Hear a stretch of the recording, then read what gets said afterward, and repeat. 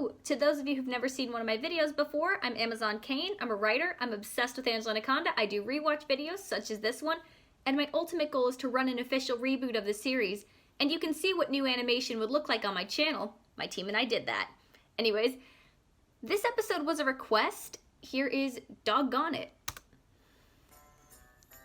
Today we are playing softball, which we almost couldn't play on account of all we had was a baseball. And Gordy Reinhardt is afraid of baseball. Oh! Lucky for Gordy, my dad invented a softball. Wow! Looks like a honeycomb, but cool. I got it! Whoa, the angle's on that. Oh! Gordy Reinhardt, you're supposed to catch the ball with your hands, not your helmet.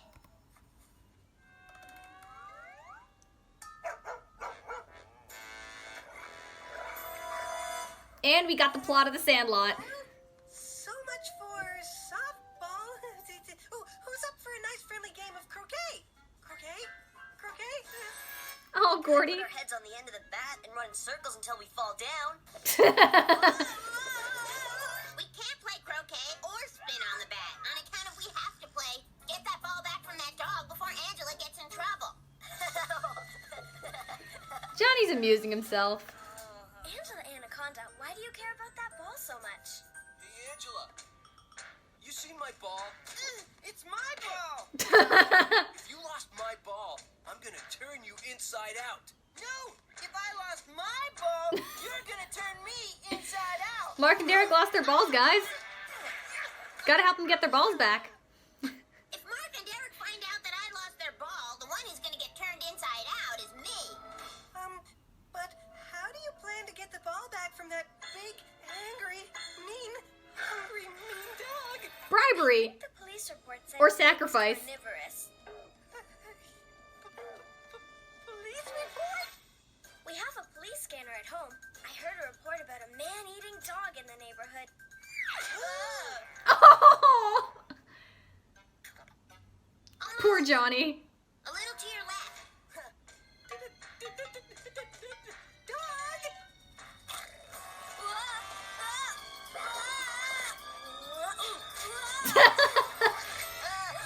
My arm! Carnivorous ate my arm! Oh, never. Killjoy. You ring it! No, you ring it. Look, if we want Carnivorous's owner to get us the ball, someone's got to ring the doorbell and let Carnivorous's owner know that Carnivorous has the ball. Do you want to be the one to talk to someone who would name their dog Carnivorous?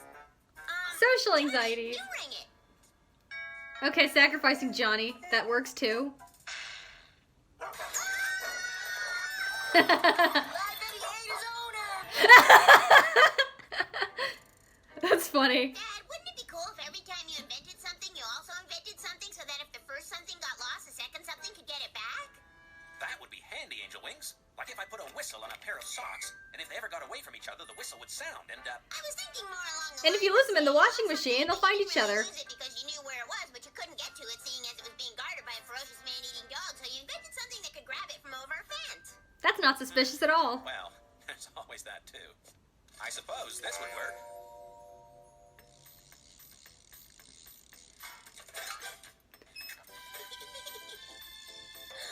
We still have some episode left to go, so... Oh. Drop it!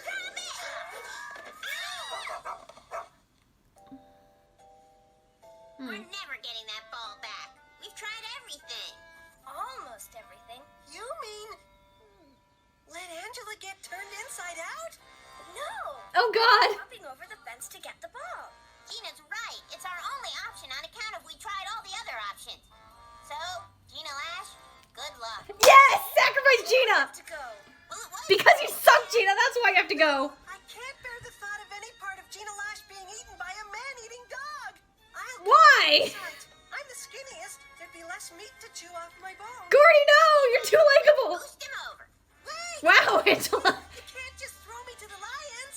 I'll go, but I need practice. And I'll need a lot more protection than this helmet. I'm just so willing to sacrifice Gordy. I mean, Lulu's shoes, the that's so ball, sad. Are the trash in the yard, and King is the vicious, evil man-eating dog. I'll time you. Just jump it to the yard, run around the Also the same pattern as the ball. grab the shoe ball, open the gate from the inside, and whatever you do, don't forget to shut it behind you. Got it? Jump the shoe. Shut No, jump the shark. Maybe wrapping up Gordy Reinhardt wasn't as smart as wrapping a baseball in bubble wrap. Aww. Bonding with King. Oh. Do you think we could wrap this up soon? The trash is getting hungry. That's it. Flash. The man-eating dog is hungry. He wants to eat one of us. So all we have to do is give him something else to eat while we get our ball. Sacrifice Lulu! Sacrifice the baby! Pizza. Grab one for me too. What? I said I was hungry. Johnny's eye of disapproval. Very refreshing. It's good to face your fears head on. Don't make me go. I'll do anything. I'll buy your brother's 10 balls, please. Pull yourself together. You can do this. Carnivorous is going to be so full of salami he won't even be able to get up, let alone eat you. Okay, Angela. Gordy! I'm ready. You poor thing!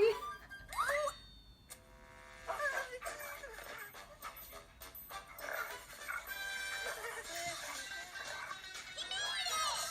Oh no, Gordy, something run for your life! Aw.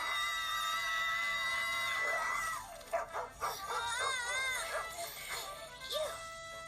He doesn't want us, Angela Anaconda. He wants the ball. Away, doggy. Fetch. Gordy, no! That's what you get for trying to sacrifice Gordy.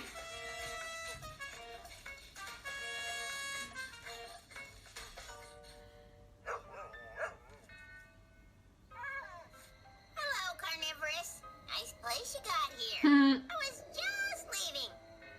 Johnny, throw another salami. Okay. Oops. Fuck you, Gina! Sorry. Don't worry, Angela Anaconda. You'll be fine. Just don't show any fear. Look the dog in the eye and tell it who's boss. Ah! You're the boss.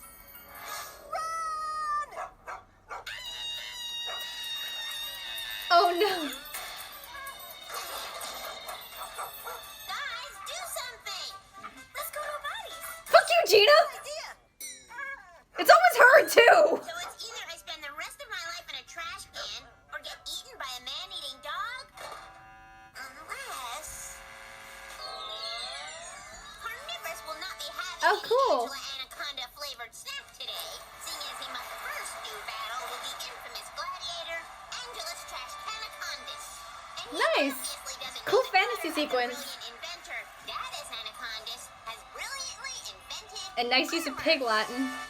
Sorry, Carnivorous, who thought he had me trapped forever, but doesn't have me trapped at all.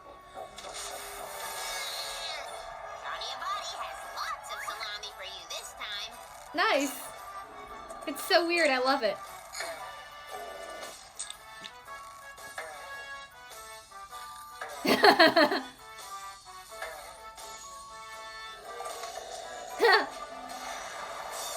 Fatten it.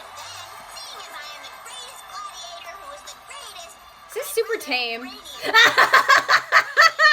Mark and Derek are the horses. victory lap. 3 cheers for the Because of course she can't resist tormenting them and making them her slaves. Empire. Yep, that okay. Can't resist enslaving her friends too. This was such a noise.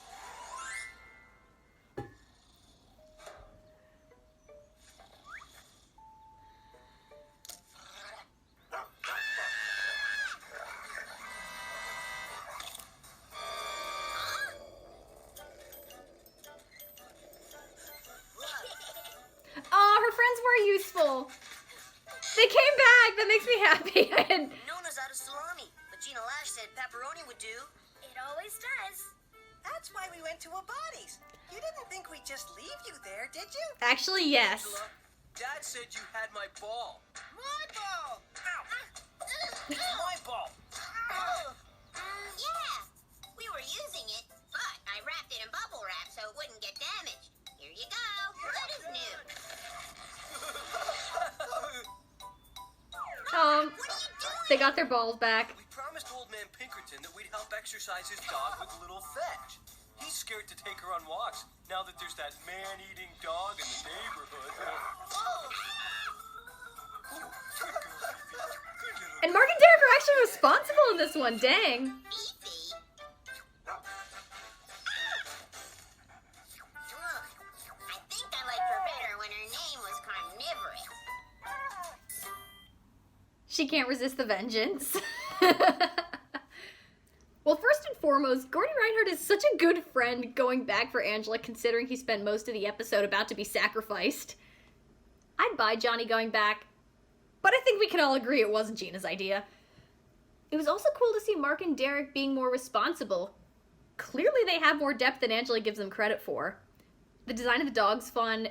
Overall, it's not the funniest episode, it's not the strongest, it's not the most character-driven, not the most insightful. It's pretty much the plot of The Sandlot. The revenge fantasy, kind of fun, but also very, very tame. It's a cute episode. It's very, very typical of childhood. You know, the ball goes over the fence, you gotta get it back. I've seen that story done a couple times. Like I said, the big one is The Sandlot, but I like The Sandlot. And it is cool to see Angela and her friends be real kids. And there's an element of kids can be very selfish and they're in a stressful situation. So of course you're not always thinking straight. I don't have too much to say on this one. It's a fun episode. It's perfectly watchable. I could definitely watch it. But I would say I wouldn't rewatch this continuously like I would with some of the other ones. But I do get something out of it. Again, I still love this show. The pacing of the episode, again, this one did feel a little forced, I would say. A little rushed. Like, oh, we've got to hit these story beats. It wasn't as emotionally driven as it could have been. I think the emotions could have been played up even more. Whereas I get the impression that this episode was really trying to play up the comedy that much more. And it's, like I said, it's not the funniest episode. It has some good lines in there and some good deliveries. But it could have been punched up even more. But it's still quirky, it's still absurd, it's still very much its own thing. Anyways, those are my thoughts for this week.